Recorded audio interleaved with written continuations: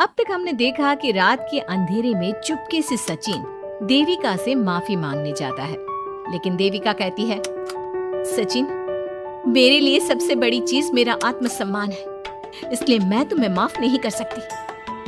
अब तुम यहाँ से जा सकते हो। देविका, एक बार मुझे मेरे बच्चे से तो मिलने दो। मैंने अभी तक उसे देखा भी नहीं है। कौन सा बच्चा सचिन? वही बच्चा जिसे तुमने और तुम्हारे बाप ने अपने घर के अंदर तक नहीं घुसने दिया। आज अचानक बच्चे की याद कैसे आ गई? देखो सचिन, चले जाओ यहाँ से। मेरे बच्चे के सामने और मेरे सामने फिर कभी मत आना।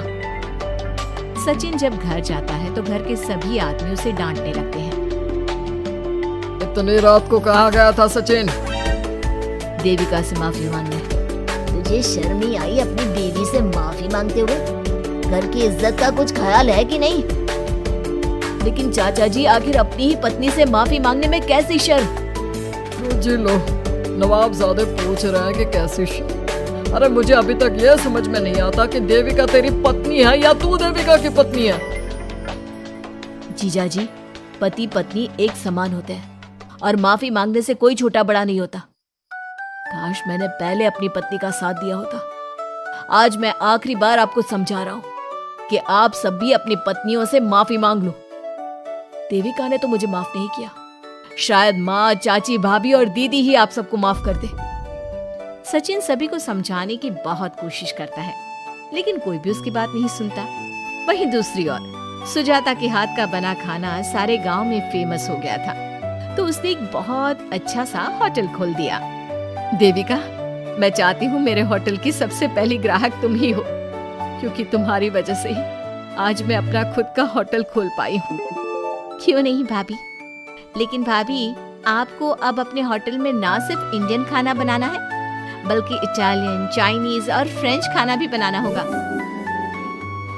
सुजाता सभी औरतों को अपने होटल का खाना खिलाती है। खाना खाने के बाद कम्मो कहती है, अरे बहू, इतना अच्छा खाना तो मैं भी नहीं बना सकती।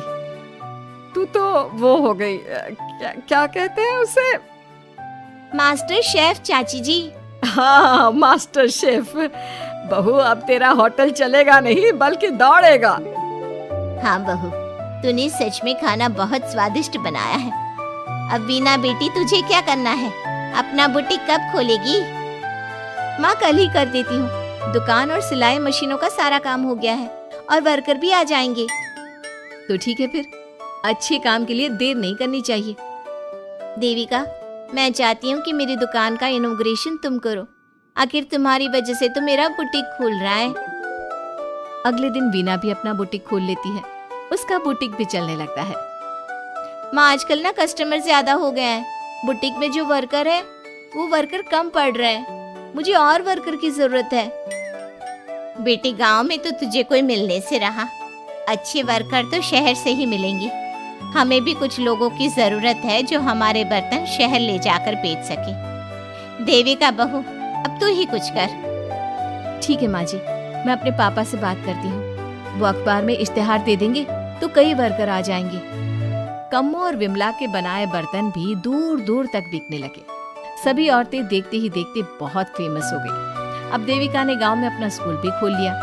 सभी गांव की लड़कियां स्कूल जाने लगी। एक दिन देविका ने सभी से कहा, माँ जी, मैंने स्कूल तो खोल लिया है और गांव की लगभग सारी लड़कियां भी आ रही हैं, लेकिन कल से आप सब भी आएंगी, गांव की सभी औरतों के साथ। देविका बहू, कैसी बात कर रही है तू? इस उम्र में हम स्कूल जाते हुए अच्छे लगेंगे क्या? माँ जी, पढ़ने की कोई उम्र नहीं होती और आप सबको मैंने कितना कुछ तो सिखा दिया है। अगर आप सब स्कूल पढ़ने आएंगी तो इससे गांव की सभी औरतों को हिम्मत मिलेगी। लेकिन बहू, अब हमें पढ़ने की क्या जरूरत? अब तो हम बूढ़े हो गए हैं। चाची जी, जरूरत है पढ़ने की, और पढ़ने की कोई उम्र नहीं होती। अब देविका लड़कियों को पढ़ाने के साथ साथ गांव की औरतों की शिक्षा पर भी ध्यान देने लगी। कुछ दिन में घर की सभी औरतों के बारे में राज्य के बड़े बड़े मंत्रियों को पता चला और वो सीधा उनके गांव उनसे मिलने पहुंचे। देविका जी, आपकी वजह से पूरे गांव का नाम रोशन हो गया है। जगह जगह आपके घर की सभी औरतों की तारीफ हो रही है। हाँ देविका जी, आप सभी के बारे में सुनकर हम अपने आप को रोक नहीं पाए और आपसे मिलने आ गए। देविका जी, हम आपको और आपके घर की सभी औरतों को सम्मानित करना चाहते हैं और आपके स्कूल के लिए डोनेशन भी देना चाहते हैं। इस तरह मंत्री और गांव के सभी लोग देविका के साथ साथ उसके घर की सभी औरतों को प्रतीक चिन्ह देकर, फूलों की माला पहनाकर और शॉल देकर सम्मानित करते हैं। इसके अलावा देविका के स्कूल के लिए भी बहुत पैसा देते हैं। जिस पंचायत ने देविका के खिलाफ फैसला सुनाया था, उस पंचायत को अपने फैसले पर आज पछतावा हो रहा था। उधर घर के आदमियों की हालत और भी खराब हो रही है। बापू, चाचा जी, अब सचिन ने आपको समझाया था कि सबसे माफी मांग लेते हैं, तब आपने हमारी बात नहीं सुनी। अब देखिए सभी का राज्य में कितना नाम हो रहा है। खुद मंत्री जी उनको सम्मानित करने आए हैं। बापू, मोहन और सचिन ठीक कह रहे हैं। हमारी हालत तो दिन पे दिन खराब होती जा रही है। ना तो हम घर का कोई काम कर पा रहे हैं और ना ही बाहर का। तुम लोग जरूरी बात सबसे आखिर में बताते हो। ये बात तुम लोग पहले भी तो बता सकते थे।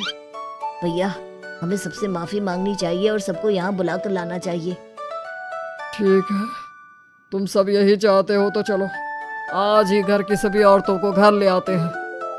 घर के सभी आदमी चल देते हैं सभी औरतों से माफी मांगने के लिए। जैसे ही वो औरतों के पास पहुंचते हैं, सभी हैरान हो जाती हैं। कम्मो, ये सब यहाँ क्यों आए हैं? पता नहीं, लगता है आज फिर झगड़ा करने आए हैं हमसे। अगर आज कल्याण ने मुझे कुछ बोला तो इसे छोड़ूंगी नहीं मैं भी नहीं छोड़ूंगी मोहन जी को। ना इनका भरता बनाया तो मेरा नाम भी सुजाता नहीं। शांत रहो आप सब, देखने तो दो क्या कहते हैं। सभी आदमी अपनी अपनी पत्नियों से माफी मांगते हुए कहते हैं, कम्मो, मुझे माफ कर दो, मैं तुम्हें घर ले जाने आया हूँ। तुम्हारे बिना घर बहुत सुना लगता है विमला, घर चलो। सुजाता, मैंने जो भी तुम्हारे साथ किया उसके लिए मैं बहुत शर्मिंदा हूँ। मुझे तुम्हारी और तुम्हारे हाथ के बने खाने की बहुत याद आती है। तुम मेरे साथ घर चलोगी ना? वीना, वो घर मेरा नहीं तुम्हारा है और मैं नहीं चाहता कि तुम मेरी वजह से अपना घर छोड़ दो। इसलिए अपने घर चलो और हम सबको माफ कर दो। अपने पतियों की इस तरह माफी मांगने से सभी औरतें अपने पतियों को माफ करके उनके साथ जाने को तैयार हो जाती हैं। लेकिन देविका घर आने से मना कर देती है। सभी औरतें उसे समझाती है, देविका बहू, अब घर जाने में क्या दिक्कत है? मांग तो ली सबने माफी। देख तो सचिन भी कितना शर्मिंदा है। हाँ बहू, हमारी लड़ाई तो यही थी कि ये हमसे माफी मांगकर इज्जत के साथ घर ले जाए। अब घर चलने से तेरी शादी बच सकती है। चाची जी, मैं पहले भी बता चुकी हूँ, अब दोबारा से फिर कह रही हूँ, मेरे लिए शादी से बड़ा है आत्मसम्मान। आप लोगों की शादी आपकी मर्जी से नहीं हुई है, लेकिन मेरी शादी मेरी मर्जी से हुई है।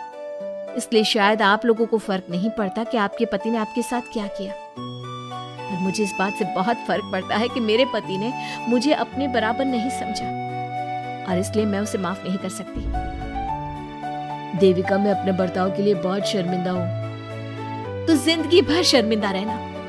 और हाँ, आप सब इनके साथ जाना चाहती हैं तो जाइए, लेकिन मेरी एक बात हमेशा याद रखिएगा, शादी सिर्फ एक रस्म होती है। इस रस्म में पति और पत्नी बराबर के हिस्सेदार होते हैं, ना कोई छोटा होता है और ना कोई बड़ा। इसलिए यदि आपका पति आपको सम्मान दे तो बदले में उसे सम्मान दो, नहीं तो वो जैसा करे आप भी वैसा ही करो। देविका सचिन के साथ नहीं जाती है और अपने बेटे के साथ वहीं रहने का फैसला करती है। अब वो न सिर्फ अपने गांव बल्कि हर जगह जाकर महिला शिक्षा और उनके अधिकारों का प्रचार करती है। हमारे प्यारे दर्शकों, हमें कमेंट करके जरूर बताएं कि देविका का ये फैसला आपको कैसा लगा और हमारी कहानी सास का घूंघट आपको कैसी लगी। इसी तरह की मजेदार कहानी सुनने के लिए हमारे चैनल को सब्सक्राइब जरूर करें। ऐसे ही वीडियोस को देखने के लिए हमारा चैनल सब्सक्राइब करें।